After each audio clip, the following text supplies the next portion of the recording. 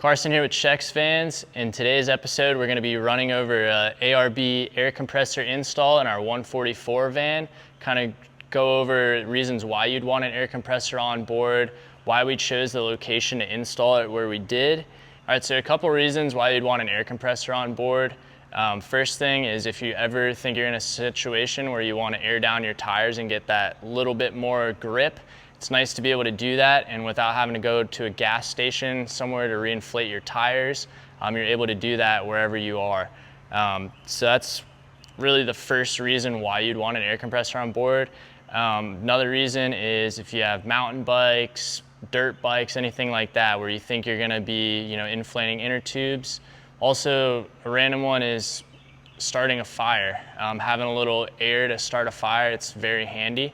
So let's pop over to the engine bay. We'll show you where we mounted it and then kind of walk you through how we installed it. So we found a really awesome air compressor mount online that works perfect in the engine bay. It mounts your air compressor right over here on the left side. And then Mercedes has some awesome holes right here that go through the firewall. So you're actually able to add, any sort of power or run your airline wherever you want. If you want to go through the firewall with your power, you can. We actually chose to come up and over across the engine bay here, come into the driver's side. That allows us the ability to pop right in to our battery terminals to get that power supplied to the compressor. Thing that we did in this design was we actually wanted a different location for our air hose connect. This still gives you the option to have a connection right up here in the engine bay, but we wanted a little bit more convenience. So what we did is we actually ran a line down the passenger side of the van, came back into the cab. So we'll show you that in a second. Gives you a little bit more central location for an air point. We have some video of us actually installing this hose, but basically what it does is it drops out of the engine bay right here in front of the front right wheel, and it runs behind the strut, down through the frame, and it pops up right here under our seat box. And we custom fabbed this mount right here. You can actually buy the bracket that holds the switch and the quick disconnect, but we installed it right here into this box. Gives you super easy access right here with a switch and everything. So you don't have to open up your hood. It's also very handy because it's a little bit lower to the ground, so you don't have to reach up in the engine bay if you're a little smaller. So switch right here. We actually have it hooked up so you don't even have to have the engine running. All you have to do is you just have to have your driver's door open. Let me hop down here.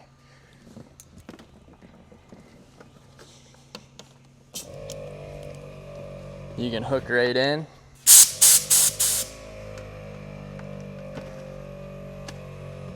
So that's the location we chose. Again, it's more center in the wheelbase. So if you do end up deflating any of your tires to get that little more grip off-road, it's nicer to have it in the center because easier reach. You need less of a hose. All right, so now that we've shown you the finished product, we took some video during the build process. So we'll go ahead and jump over to that now. If you have any questions, please leave them in the comments section below, and we'll kind of help you walk through how to install this if you're interested. Also, if you're in the DMV area and you want one of these installed in your van, please hit us up. All right, so our first step right here, we've got the cabin air filter box. We're gonna pull this off. There's 4 bolts, 2 on this side, 2 over here. We need a 10mm socket to take those off. Have those off your cabin air filter box, which will pop out just like that. And you're gonna look right down here. You're gonna have this wiring harness. You're gonna pop off. There's a clip right here and a clip right here. There's 1 and 2. Our next step is to remove the fender liner here.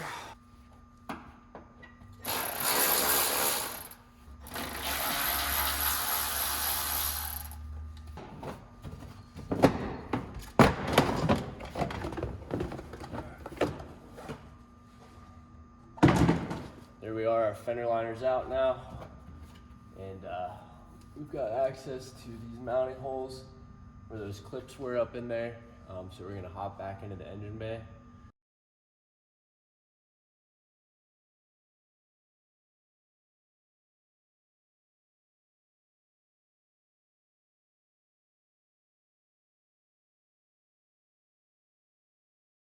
Have our air compressor now on the mounting plate, and we're gonna hop into the engine bay now and start attaching this plate to the vehicle. Something not mentioned in the Van Compass directions is thread locker. I'm gonna use blue thread locker. The next step here is this harness we popped out earlier. We're going to be using these two holes. So I'm gonna be feeding a bolt up through the bottom of the van just by reaching into the wheel well, and gonna thread lock those bolts, and then I'm gonna thread on the coupling nuts.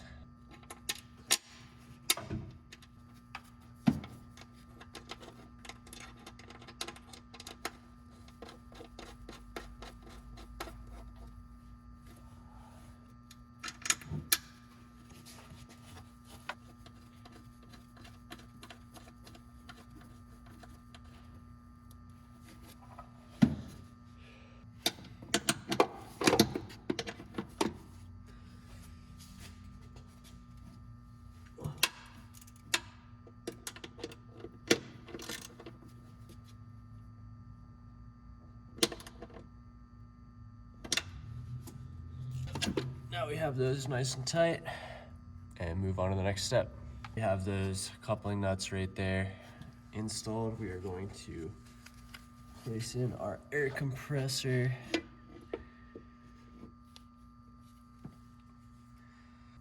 basically just rinsing and repeating the same steps just from the top this time.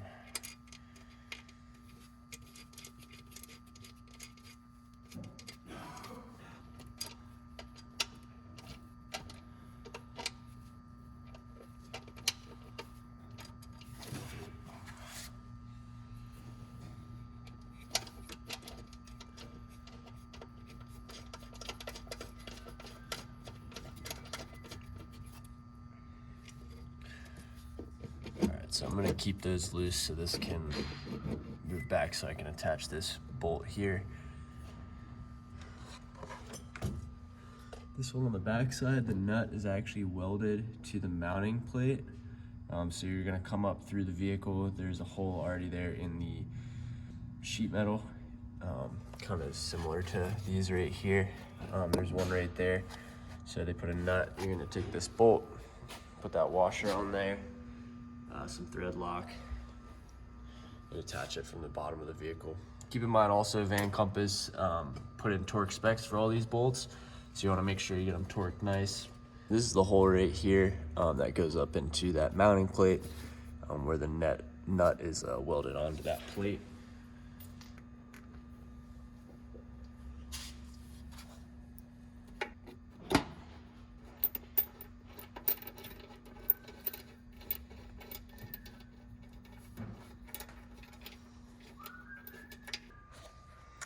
All right, so went ahead and torqued all of these down to spec. So our compressor is in there, mounted up, not going anywhere. So last thing is to pop this harness back in. Van Compass drilled these holes.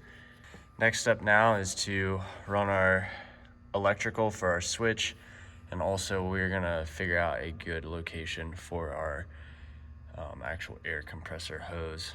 We think we're gonna be able to run it through the side of the van. And now basically all that's left is put back in your cabin air filter intake. Our air compressor looks a little bit different now. I went ahead and attached, there is, a relay that's on the harness. I actually bolted it down right here. And then just zip tied these together, ran up, met up with another wiring harness, have a good place for our inline fuse. And then we went ahead and wanted to run this through the engine bay. So I'm actually gonna drill a couple holes and use some trim zip ties. So now that I have those 3 holes drilled out for where I'm going to mount our zip tie connectors, I'm just gonna take a little bit of paint, Just go ahead and paint on the inside of there, hit it with a heat gun, make sure it dries up, just so we don't end up with any rust here in the engine bay. All right, so this is the left side of the van. Like I said, we've got our inline fuse. I just went ahead and took some zip ties and I zip tied it to this pre-existing wiring harness. Then you will follow that down. This piece right here is where our quick coupling goes. So I'm gonna put some Teflon tape on the threads there and get that installed. You'll notice you've got a couple of wires coming out of here. This right here is for our switch. So we run that through this. Like I said, this is the little balloon looking thing. Basically gives you access through the firewall. There's some foam in there too, to make that nice. I went ahead and zip tied it back up to keep any moisture out of there. So what I think I'm gonna be able to do is run a hose line. I'm gonna come right up through here. This accesses the top of the fender. Like I mentioned, this is basically your gasket right here. These are going to be those trim clip zip ties that we have. Holds that cable up nice right there. We got another one right there. This is your windshield wiper linkage. So you want to make sure that your cable is free and clear of this, because this does actually move when your wipers are on. And then we ran our power cable. We put it through the right side of the firewall right here. So when you first look at the diagram, it can be a little challenging to understand. We go ahead and pull it up right here. Our cables, those plug into, there's a little like plug fitting in the back of the motor. So you'll have those coming out. That's our power cable we're running on the right side. We went ahead and spliced some more on there. You also have your ground on there. That is a small cable like that. And then you are going to have your pressure switch. So that's going to be your dark blue and your red cable. And then they all come into this plug-in fitting. You'll notice that you have another harness like this with that fitting. The female end of that fitting you actually have to assemble yourself. So you basically just match in all the colors, make sure they match up with this one. 2 of these are going to be for e-lockers, or air lockers, sorry. So your air lockers, we obviously don't have that. They're labeled switch 1 and switch 2. What we want for our switch is going to be this isolating switch. And then you'll also notice you have 2 cables. It's a red with a yellow stripe and a blue with a white stripe. One of those goes to the ignition, and then one of them is to actually illuminate your switch if you have a switch with an LED in it. So our red and yellow one is right here. We're going to have to extend that, and we're going to also be finding a location near our battery that is always on, because we actually want to be able to run this air compressor when the vehicle is also turned off. So we're going to get that wired up here once this bracket comes in. So that'll be in a few days, but for now I'm going to get this harness all in here, make it look all nice, and we'll go from there.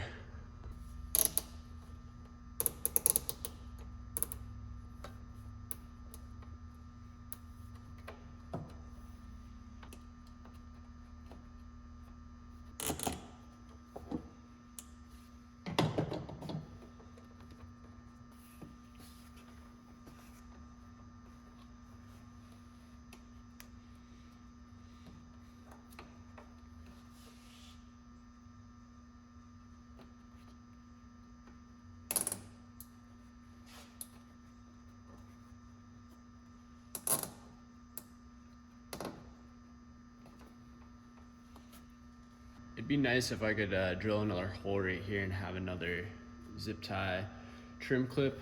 However, I think what I'm gonna do for now is just move over this washer fluid clip. I'm going to also drill a little hole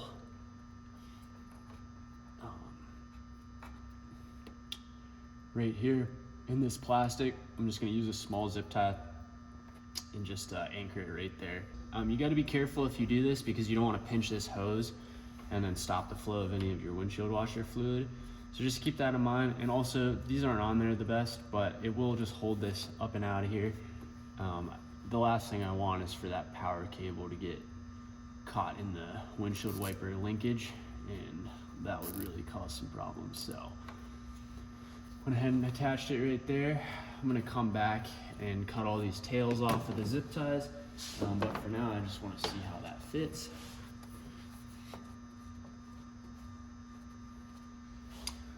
And there we are, it looks pretty good. So that's it for the power cable. All right, so here we are. We've got our passenger seat removed now. Gonna kind of walk you through a little bit of our wiring and also the route we chose to run our air hose. We've got our ARB switch right here, ARB quick disconnect. We custom fit this right into the factory little box right here that you can remove. So that's real nice. Keeps it real nice and low profile. Come on the back side here. Here's all of our wiring for our switch. We chose to run this through under the floorboard and into the driver's seat battery bank right there. So we're getting all of our power from over in that location. Here's our air hose right here. Did a 90-degree turn with a fitting. Avoids our S-bar heater, which is really nice. And then right back here, we chose to come through. There was a little cap there on this hole in the floor. Pop that out and we're able to actually get a grommet. Nice factory look, running our air hose through the bottom of the van.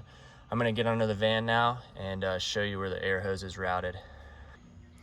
All right, here we are under the van, directly under the passenger seat.